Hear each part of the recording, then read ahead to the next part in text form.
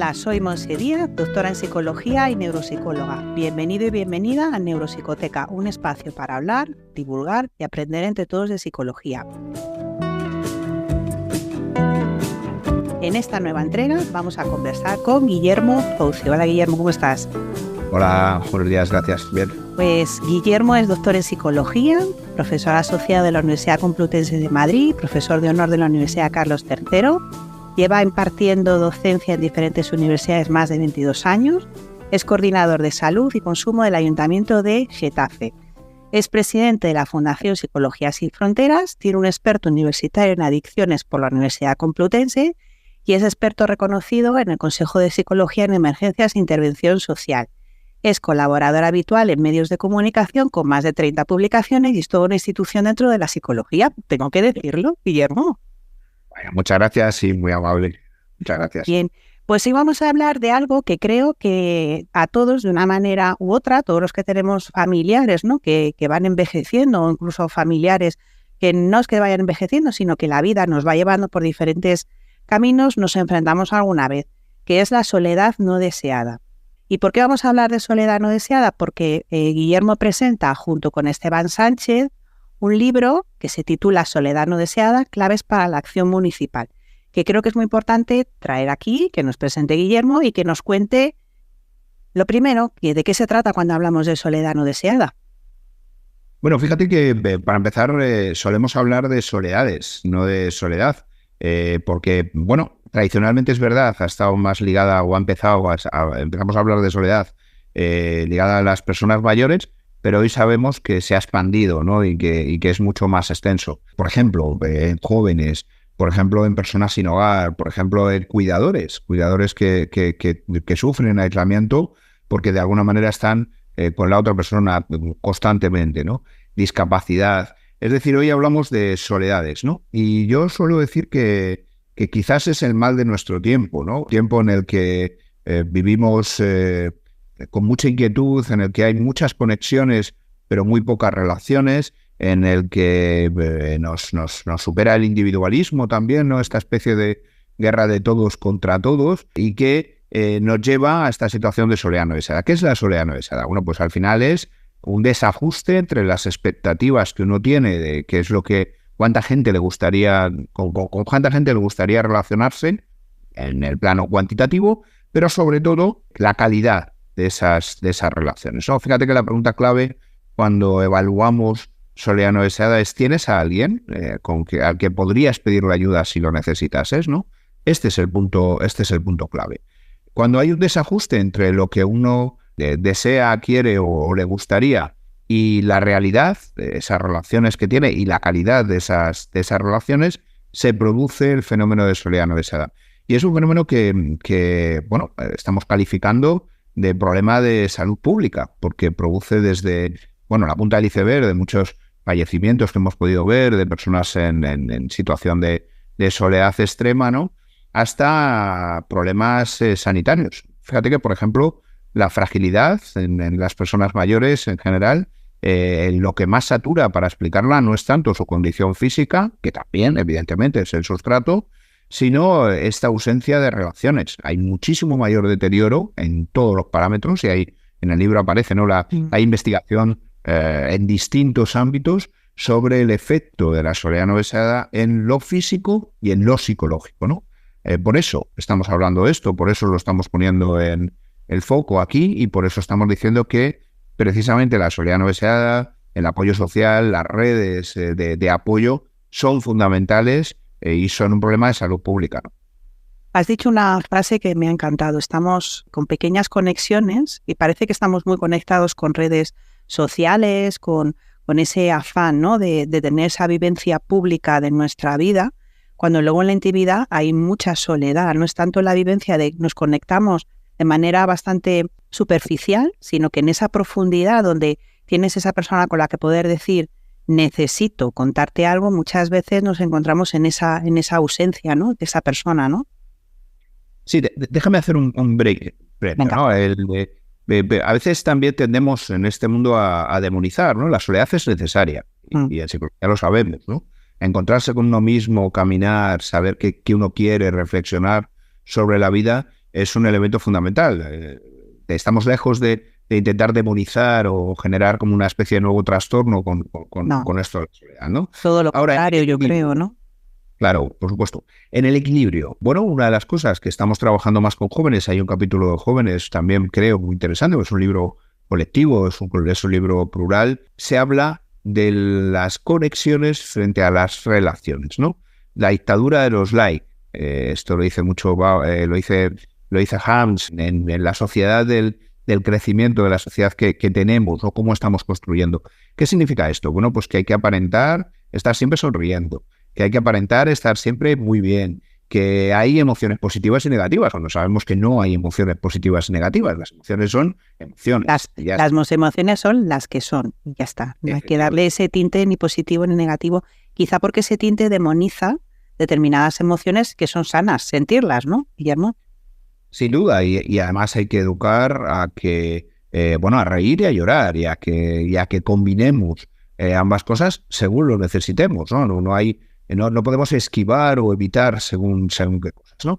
Bueno, pues eso es parte del análisis que hacemos de qué les puede estar pasando también a los jóvenes hoy, ¿no? Con la soledad deseada, con el aumento de trastornos, con el aumento del suicidio. Es ese vacío existencial, ¿no?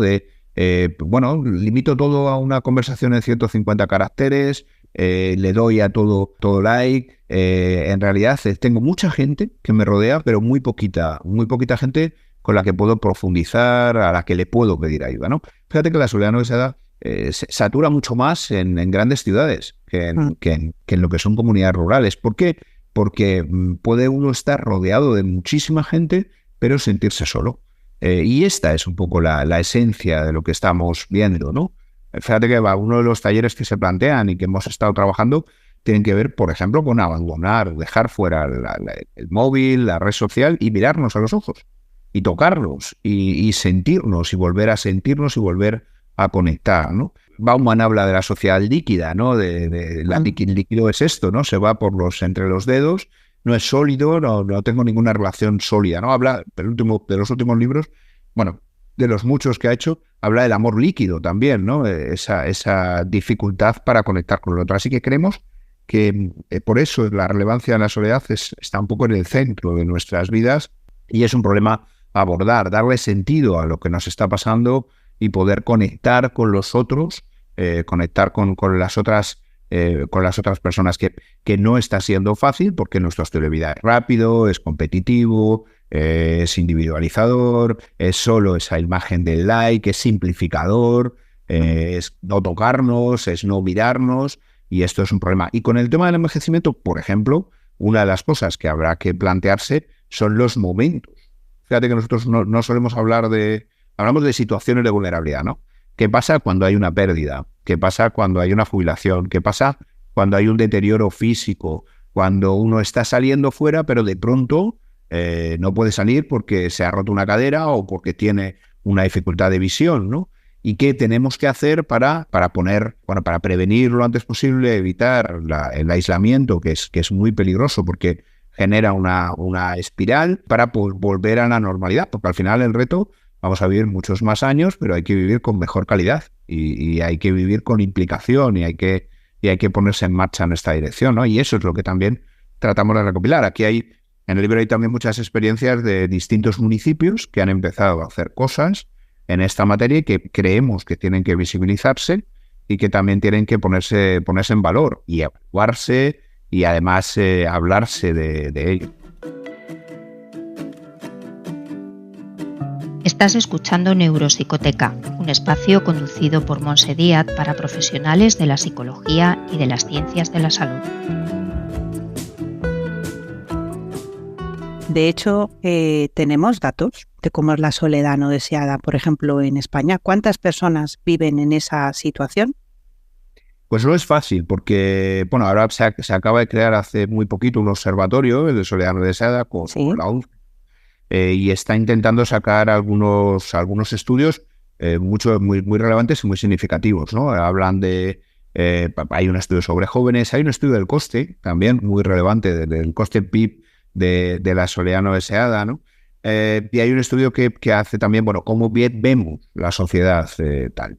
Pero no es fácil. ¿Por qué? Porque es subjetivo y porque además depende de momentos, ¿no? Tenemos algunos indicadores objetivos, que sería el número de personas que viven solas, que viven por empadronamiento y con datos del INE y demás. Pero claro, vivir solo no significa sentirse solo, y esto, para tener un dato realmente de cuánta gente estamos hablando, habría que, por ejemplo, introducirlo en las encuestas del CIS o en las de calidad de vida, ¿no? Pero sí se estima que 1 de cada 3 personas mayores tienen o están cercanas a la soledad no deseada, y al menos lo han sentido en algún momento. Porque este es otro de los elementos, ¿no? ¿Cuándo se da la soledad no deseada, ¿no? ¿Estás en estado de soledad deseada permanente? No, estás en estado de soledad deseada especialmente cuando tienes una pérdida, especialmente cuando tienes una enfermedad, especialmente por las noches, que es otro de los elementos que analizamos. Por tanto, hay que decir, la soledad no deseada es relativa, y lo que genera o hay que medirla en estos términos. Y no es absoluta, sino que hoy puedo no sentirla, pero mañana tengo un evento que rompe de alguna manera mi contexto, mi situación. El miedo también es muy importante, ¿no? El miedo a relacionarme con los otros, miedos a veces inducidos, miedos a veces construidos, ¿no? Que generan también dificultades. Por supuesto, por cierto, también es muy importante cómo respondamos. No es lo mismo tener ayuda a domicilio que no tenerla. No es lo mismo tener teleasistencia que no. No es lo mismo tener familia que no tener familia. No es lo mismo tener actividades accesibles y cercanas que no tenerlas, ¿no? Pero es difícil dar una cifra. Lo que sí sabemos es que está aumentando significativamente los sentimientos de vacío existencial, de soledad no deseada, quizás más preocupante en el ámbito, como digo, de jóvenes, en el ámbito también de discapacidad y de cuidados, y por tanto empieza a haber cada vez más colectivos y más situaciones que no se enmarcan que este es un problema serio y que es un problema que tenemos que abordar.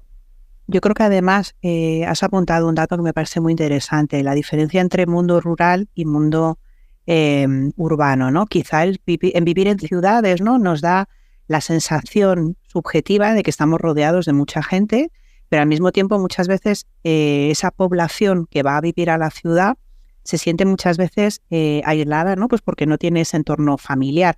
Y además, con este fenómeno de la gentrificación, mucha gente se ve expulsada de su antiguo barrio, ¿no? Con lo cual yo creo que ese sentimiento, ¿no?, de yo tenía antes a mi frutero, a la señora que vivía en el mismo portal que yo, y ahora me voy a vivir a otro sitio porque me han expulsado de mi barrio, ¿no?, por ese fenómeno, y al final me quedo aislado. Y es verdad que en los entornos rurales sucede mucho menos, ¿no?, porque la gente vive en el mismo entorno que lleva viviendo toda la vida, con la familia, todo el mundo prácticamente se conoce, ¿no? Entonces yo creo que es un fenómeno que podríamos asociarlo de alguna manera a este siglo XXI, o la evolución del siglo XX hacia el siglo XXI, perdón.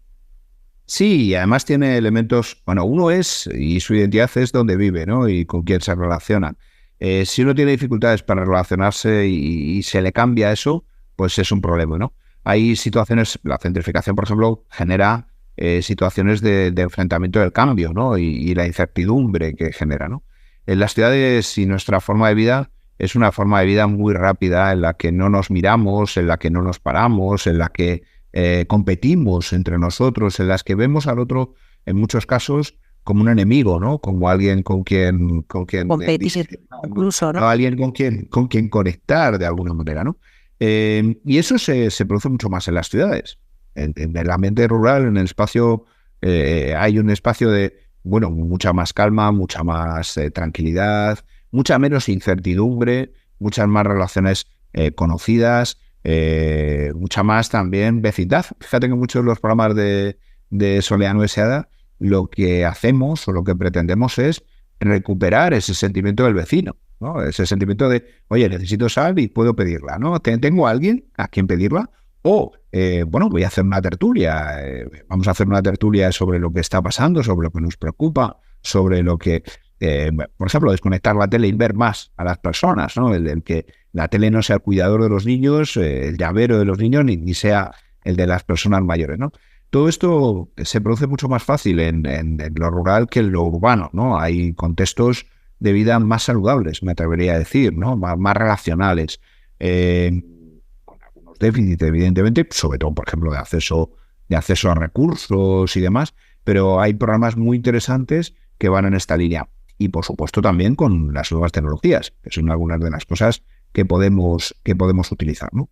Pero yo creo que la esencia es este estilo de vida rápido, marcado por la incertidumbre y el miedo, por la desconfianza al otro, porque todo vaya muy rápido, porque parezca que solo haya que sonreír y solo haya que conectar.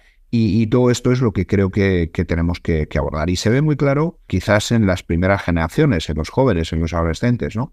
Se ve muy claro también el propio impacto de la COVID, ¿no? De lo que generó de aislamiento y de dificultad.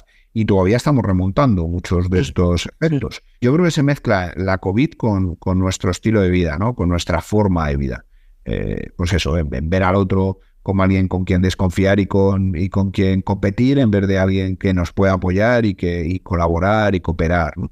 Yo creo que esta es un poco la esencia.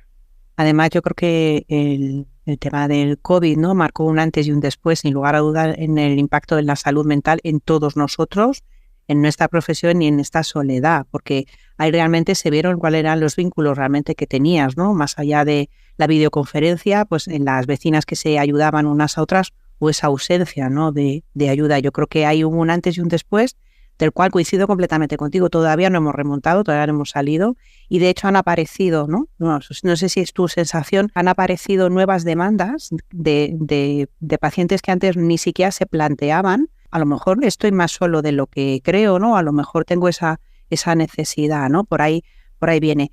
Y apunto una idea, a ver qué te parece, Guillermo. Ese anhelo que muchas veces encuentras en muchos pacientes, muchas personas, por la vida del pueblo, ese anhelo que muchas veces, ¿no?, ahora que nos vamos en este tiempo, ¿no?, volver a la vida del pueblo, ¿no? Muchas veces ese anhelo que tienen a cuando yo estaba en el pueblo, cuando yo vivía en el pueblo, esos veranos en el pueblo, quizás un poco eso. Sí, y también hay muchos más elementos, ¿no? La seguridad, el entorno conocido, ¿no? Claro, el estar en abierto, ¿no? Porque vivimos en espacios muy reducidos, muy pequeños, ¿no? El poder estar en la calle, el poder compartir la calle, ¿no? Y vivir la calle, ¿no? El poder ir más tranquilo, el ir más... No se trata solo de volver a los pueblos, pero se trata de volver a algunas de estas esencias, ¿no? Y volver a algunas de estas formas de vida. Y coincido también en el planteamiento, bueno, la reflexión sobre la COVID. Digamos que puso en todas las costuras y puso todos los recursos encima de la mesa y se vieron, ¿no? A mí me gusta quedarme con lo positivo. Hubo reacciones de solidaridad espectaculares, ¿no? Sin duda, ¿no? Sacamos lo mejor y lo peor, ¿no?, de nuestra esencia. Y ahora lo que creo que toca es también recuperar esos elementos positivos, ¿no? Y para mí, de lo más positivo fueron esas redes de apoyo mutuo, esas redes de solidaridad, ese tenderse la mano, ese acompañarse. Y yo creo que eso es lo que hay que intentar articular y lo que hay que intentar recuperar como un elemento fundamental, porque somos seres sociales, somos seres relacionales, vamos a pasar por duelos, vamos a pasar por pérdidas, vamos a pasar por dificultades y necesitamos a los otros, ¿no? Es verdad que hay que educar, o hay que trabajar las emociones, que hay que trabajar las relaciones y en eso estamos, ¿no? Y esa es un poco la llamada de la propia soledad no deseada, ¿no? ¿Cómo hacemos para articular este tipo de respuesta? Bien, pues lo vamos a ir dejando aquí, Guillermo. Como siempre, un placer y en mi caso un honor reencontrarme contigo después de 1000 años. Somos un poco viejos ya, cachis en la mar.